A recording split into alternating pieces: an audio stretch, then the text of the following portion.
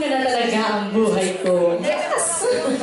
Marian, tell us, paano ba naging kumpleto na ang Kompleto na ang buhay ko dahil ang lahat ng kababaihan, syempre, inaasam-asam nila na makakita sila ng lalaking mamahalin sila at nagpakasal ako. At the same time, sa pagising ko tuwing umaga man yan, tanghali, gabi, alam kong may katuwang ako sa buhay. At syempre, may magandang biyaya pang nangyari sa akin ngayon.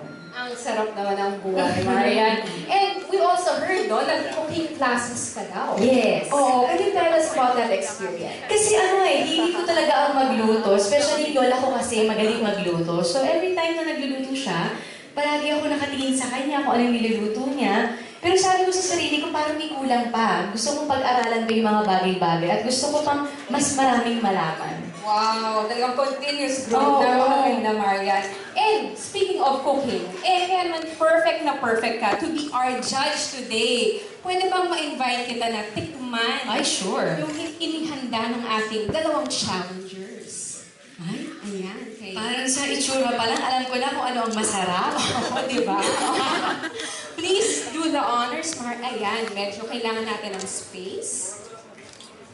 Ayan, ito ang ating final judge. Kanina yung audience natin, nakijudge na rin eh. So, ikaw naman, Sige. ang mag-taste test ng ating afritada. Sige. Tikman natin. Oo.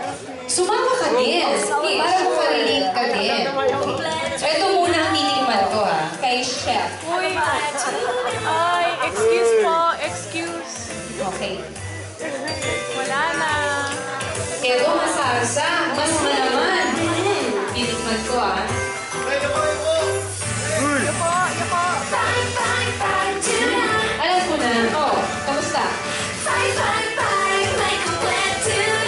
Nakita mo kung paano ito at saka ito. Ito mas masarsa, mas masarap. Although parehas din naman, hindi nagkakalay yung lasa. Pero kung titignan mo, syempre di ba tayo minsan gusto natin nakikita natin actual, tapos pag tinikman natin, mas sigurado tayo. Oh, so, talagang both are good. Oo. Masarap. Masarap Oo. parehas, pero mas Sa masarsa pang lasa ko.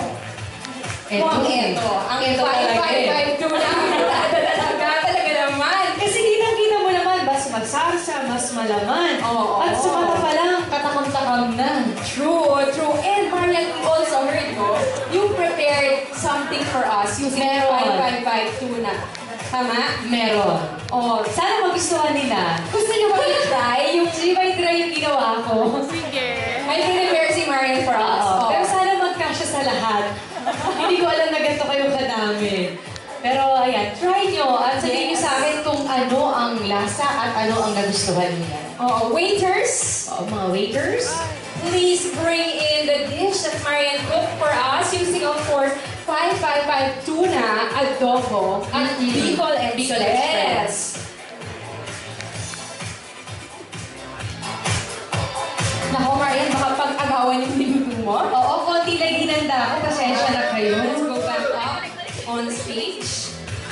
So, talaga namang kanina, binutong natin sila sa presentation service. Kasi ang ganda ng videos, di ba? Ngayon, pinapakain natin sila. Oo, para at least hindi lang ako yung nakakatikim. At least pati sila natitikman niya yung 555. Absolutely.